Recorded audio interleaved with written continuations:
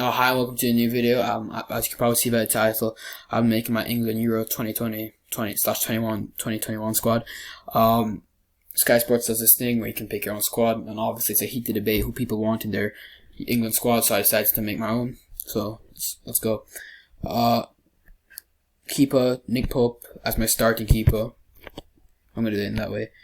Henderson as my number 2 keeper, and Pickford as my number 3 keeper. Explain why. Why Pickford's number 3 is because he's been injured this season. You know, you need a keeper that's been playing a lot of football. Also, he does have a mistake in him. He's made quite a lot of mistakes, not only leading to goals, but things like when he injured Van Dijk, just jumping out, leaping at him, and also just giving away silly goals. He does, yes, he's a fantastic keeper, especially in 2018, and he's some of the saves he makes is ridiculous, but I don't think they can have a keeper that has made mistakes this season and has been injured. So, yeah, that's why. He just isn't the same keeper. I don't think he's the same keeper he was in 2018, so that's why he's number 3. Henderson at number 2. He just kind of broke into Man United squad. Obviously, De Gea is number 2 now, and so that for that reason. And also, I think Pope plays for Burnley. Henderson plays for Man United, so Pope is forced to make more saves, and even still playing for Burnley, he gets clean sheets and makes fantastic saves. Henderson, with Man United being one of the best teams in the league, he isn't forced to make that much saves, so you haven't really seen Henderson be fantastic, but you haven't seen him be bad. He still keeps clean sheets, but he doesn't really do that much in games. I think it's just Pope's turn, basically. You know, it's Pope's time to shine, and I think, yeah. Henderson, you saw with Sheffield United, when he played for Sheffield United, he made fantastic saves. Obviously, with Sheffield United, you know, they're not that good of a team, so they face much more shots. But yeah, and also Henderson did just break into the squad. And Pope is more experienced. Pope has played much more and longer in the Premier League than Henderson has. Defenders, I'm going to do left backs. Let's do left backs. Luke Shaw is my starting left back, simply because he's always been a good player. Injuries have not. He's been bad, unlucky with injuries. Therefore, I think, he's just been unlucky with injuries. But this season he's been fantastic, luckily enough not to get any injuries. And so therefore I think it's just his time to shine, you know, good attackingly and good defensively. He's just been solid, hasn't really put the foot wrong. Second left back I have Chilwell. A year ago I probably would have had Chilwell number 1, but again I just think Shaw's been fantastic. Chilwell hasn't been bad, but I just think this is Shaw's time to shine, and I just think, you know, Chilwell backup left back, not bad. Centre backs. John Stones, obviously, if you asked me a year ago if I put John Stones in my team, maybe 2 years ago, no, because I wouldn't even put him in the squad because he was terrible. I mean, he made so many mistakes and he just wasn't the good centre back. But this season especially, he's a new player now, and he's so solid. Him and Ruben Diaz have a solid partnership, and he's amazing centre back. So for that. And then Harry Maguire. I think a lot of people have Harry Maguire and John Stones, but obviously Maguire has been shaky at times, but I think this season he's been solid, pretty solid. He's also a very good leader, captain of Man United, and he does have a goal in him. Whether it's from a header from a corner or launching him from long range, he does have a goal, so I think that's good. Starting right back, I have Kyle Walker. He's just a solid player in general. Defensive work, he's very good defensively. He's fast, so he can get forward quickly, and he does have a goal in him. Yeah, solid right back. Overall, solid. I think that's why I have Trent number 2, because Trent attackingly is amazing. You know, his crossing, his set pieces, he's amazing. But his defensive work can be iffy. He can make mistakes, especially this season. And if it was based off last season, like if we're supposed to do Euros last year, like we were supposed to, then I'd probably have Trent number 1. But based off his defensive work this season, kind of been iffy. I think Walker number 1.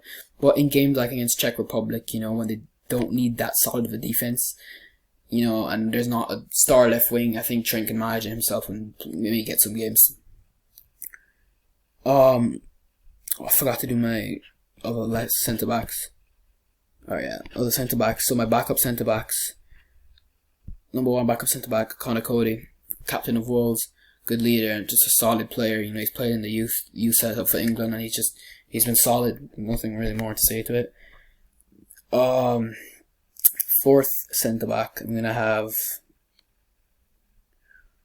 I haven't really thought about this one, you know. There's a lot of good for like centre back. I could put Ben White. He's been solid. Chris Smalling. He's been kind of good at Roma. But I'm gonna go with Tyrone Mings. He's just, I don't know, he's just been solid. He's played for England before. He's been in the setup. He's a fourth choice centre back, so he probably won't even play. But as a fourth choice centre back, I think Mings is solid. No, let's go to midfielders. So like centre mids, CDM centre mids. But for my midfield, if I were to pick 11, I'd pick 2 centre mids and then like a cam. So one of that centre mid would be definitely Declan Rice. His defensive work is just amazing. Like he's a snake for not choosing Ireland, but his defensive work is really, really good, and he can get forward, and he does have a solid strike in him. Then I would put him alongside Jordan Henderson. I know a lot of people probably wouldn't, but I think Henderson's still a solid player if he's fit. He might not be fit, which then I'd probably put Calvin Phillips beside Rice. But if he's fit, I think he's experienced and he can lead the squad really well, even though he's not the captain, and still just a solid player, attackingly and defensively, all around good player. At cam, I'd have, where is he? I'd have Phil Foden. I know a lot of people might play him at left wing or even like false nine, left wing or something, but I'd have Cam at Foden. Foden at Cam, and just because he's just a fantastic talent, and I think in that Cam position he can control the game. He can play Harry Kane through, he can play long balls. I think at that Cam position he can really couldn't dictate the game. Whether he's playing on the wing, I just don't think he'll get the ball as much and get to dictate the game as much as he should be given the chance to. So I think at Cam, is where Foden will thrive. Backup. Oh wait, I meant to pick him. Backup, centre mid. Like I said, I'd have Calvin Phillips. Who else would I have? James Ward-Prowse. No, alright, Phillips, obviously, he's been solid. His defensive work is amazing, and he's been a talent for a while, and he's been on everyone's radars even when Leeds were in the Championship, and he's played for England before. He's played a good amount of games this season for England, and he's been solid for Leeds as well. So so for that reason, he's in my setup. Not starting centre mid, but he can come on and do a job, and he probably will come on and be involved in some games. Ward-Prowse, I don't know why I selected him, but I'm not sure if I'm gonna go skip to the strikers and then fill in because I'm not. Strikers obviously have Harry Kane. He scores goals. He's been scoring goals this season. Great leader. Nothing really more to it, or I have to explain that much. Calvert-Lewin, he also scored goals, and I think in strikers, he scored. At the end of the day, a striker is supposed to score goals, and they score goals. So yeah, I just think Calvert-Lewin, he's obviously also been involved in the England setup, and he's played games and stuff. So I think he has experience. So yeah, backup striker, not really gonna do that much, considering Kane is the best player on the team. But if Kane gets injured, or if Calvert-Lewin just for some reason comes on for a fresh first player, then I think he can do the job. At left wing now, because I'm only gonna have 2 strikers. I have Sterling at right mid as a right wing. Probably my starting right wing. It's iffy, but he's been the starting right wing for a while now, and I think changes. I don't think Southgate would change that, so I think probably Sterling at right wing would be a good thing. He's fast paced, and he knows what he's doing. He's been doing it for a while for England. Now left wing. Oh, where is it? I would have. I know this might come as like a surprise, but Mason Mount. Definitely as a starting left wing, because a lot of people would put him at for example, centre mid or something. Or I've seen people put centre mid. Southgate plays him at centre mid or cam, but I'd play him at left wing. I'd definitely have him in the starting lineup, but I would prefer to play him at left wing. I think on that left wing he's very dangerous, and I just think he plays best on the left. When you see, I don't know. I don't see Mount playing in the midfield. I see Mount playing on the wing. Yeah. But a lot of people probably put Foden in his position, but again, I just think Foden needs to play at cam to just be able to control the game, get more of the ball. So that's pretty much my starting lineup. Jude Bellingham, Man City have just beaten Dortmund, but Bellingham was fantastic. I mean, he's a huge talent. Not quite at his full potential yet, obviously, but he definitely deserves to be in the squad. I just hope he doesn't flop. Like, for example, Walcott was put into an England World Cup squad, I think it was a few years back. Well, Walcott really didn't turn out how most hoped. Jack Grealish, people have said, and I agree, he has been a bit quiet this season.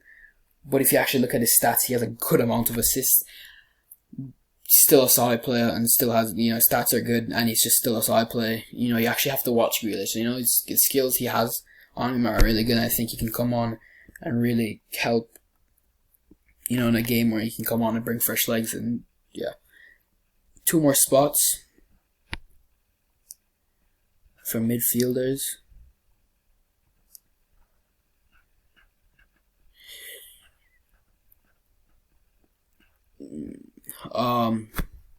Give it to